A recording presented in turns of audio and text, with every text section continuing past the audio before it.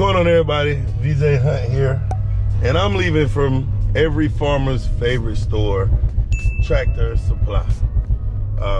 It is packed in there, but for good reason. We are expecting bad weather here in North Carolina, where I'm at, because we're in the northern part of North Carolina. So we're expecting between like 6 and 11 inches of snow, which is not a very common thing. So everybody's in panic mode.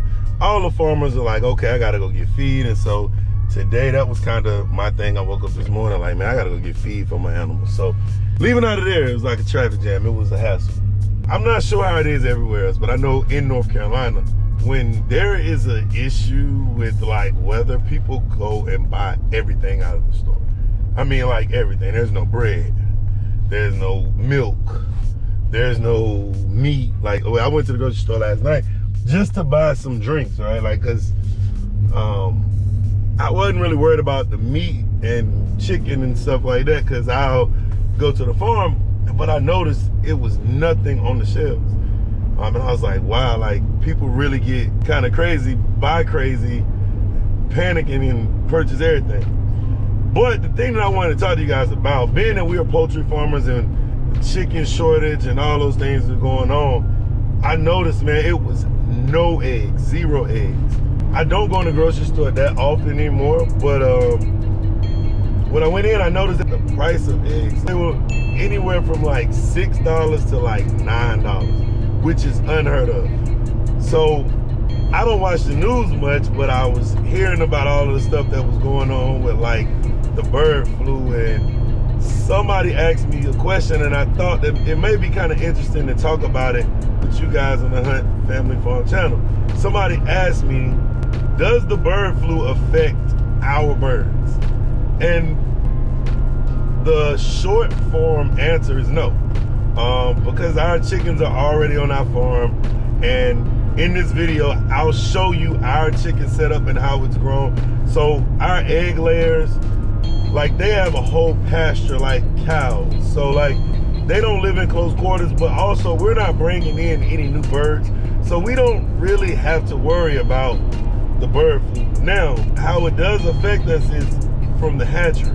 So we've ordered 200 chickens. The month is February, so we've ordered over 200, maybe more. We tried to order as many as we could, and we're on wait to October. So I don't want to scare people, but I do want you guys to be mindful and kind of conscious. There is a shortage. There is somewhat of a shortage of chickens and somewhat of a shortage of eggs. And so, as a consumer, you can expect to pay that price for eggs, because that's what they're gonna cost. I mean, because it's a shortage. It's simple economics, supply and demand. Now, does that mean go to Tractor Supply and buy all of the chickens? Because I did just see that set up, and raise your own. You can try your hand at it, and I think it's something that'd be cool. Everybody should try to raise and grow their own. I'm not against that, but understand, do your research before you do that. But I mean, that was just something I found interesting, and I wanted to share it with you. I will get at you when we get to the farm. So we out here with the sheep. They're eating. I got one over there. If you notice, that one is throwing up. I think, and we got a new lamb, okay. So it's lambing season here, and we've had a successful birth for 7 lambs thus far. And so Jose came out earlier to feed all the sheep and do everything. The donkeys are here, Jessica and Millie. They're doing well. And so just out here checking on everything before the snow hits. With it being lambing season and temperatures are dropping, we want to make sure that the sheep have plenty of food. My dad dumped a bale of hay in yesterday, so they'll have plenty to eat. Jose gave them some corn and some grain earlier, so they're full. They're gonna have more than enough food to eat. They're gonna be good. The big thing that I worry about during these times and things are freezing are the water. right? Like making sure that they have enough water, because once it freezes, it's hard to get water here to them. So I'm gonna have to figure out something or a way to get them some more water, because this water is frozen. You notice. I'm gonna figure out a way. I gotta get some water over here and try to figure out a way to keep it from freezing. I got an idea. I'll show you a little hack that I use. But I'm gonna unload the feed that I got for them, and then I'm heading over to the other farm. And we talked about the shortages a little bit with the chickens, and I'll show you kind of how our chickens go and the reason why our chickens don't really have those same issues, and why eating pasture-raised poultry is better for you than factory farmed. We're out here with the chickens, and so it's a shortage of chickens because of this bird flu, this national bird flu. You're not seeing as much of it in the news, and I didn't really know until somebody asked me, hey, do y'all have eggs we can buy? Because eggs are like $9 to $10. And so when I went to the grocery store and saw it, I was like, wow. So here's why our chickens, or chicken that we produce, is, I don't want to say better, I'm gonna just say it, yeah, it's better than what you would get out of the grocery store. So if you notice, here are our chickens. Now, it is dead winter, right? It's gonna snow. I'm preparing for the snow, but we have green grass for our chickens to eat, right? No processed food. They're out here grazing like normal chickens. These chickens in this pasture can travel over into that pasture. So we currently have about roughly 200 egg layers.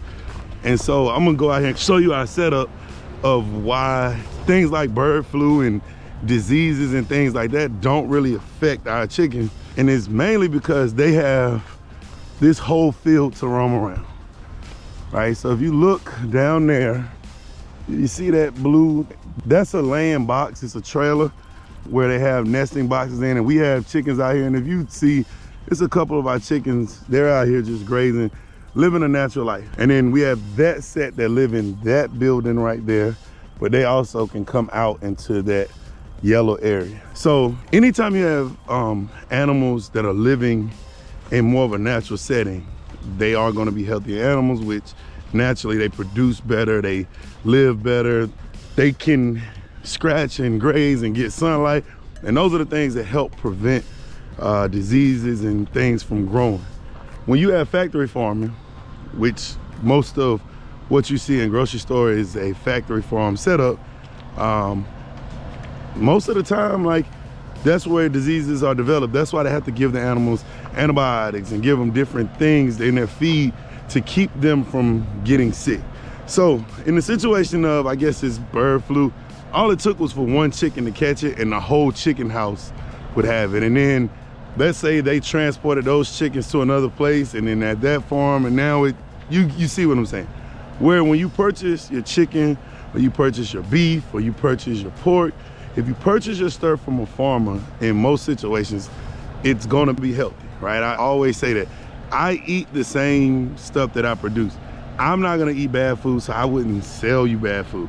Now, I know in the comments, everybody's gonna say, hey guys, do you ship? Unfortunately, no, we are not shipping.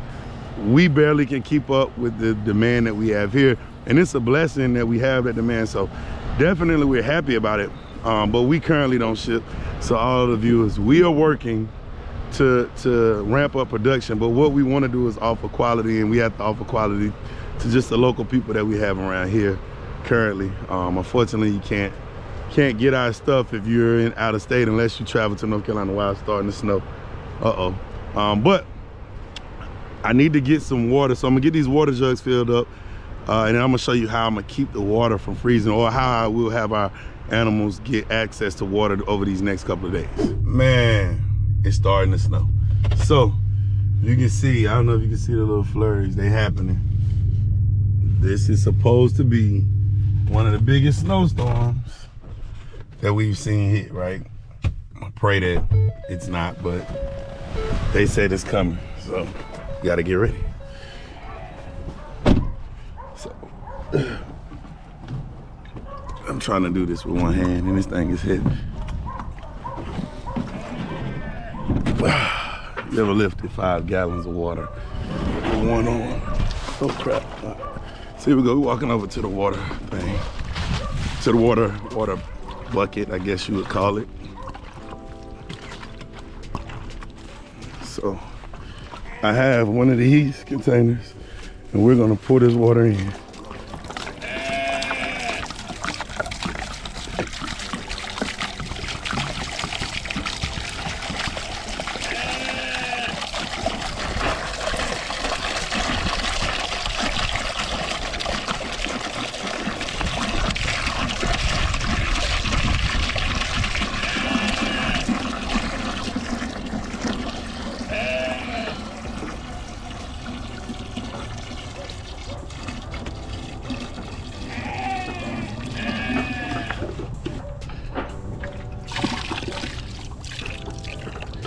All right, so they have water today for today, and then they have hay. We have a hay bale right there.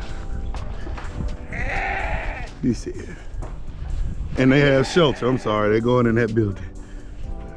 The key to animals surviving is making sure they have plenty of food, plenty of water, and shelter, especially in these extreme conditions. Animals are survivors. They know what to do to survive. So you don't have to really worry about them as long as you give them adequate food and water. They can take care of themselves.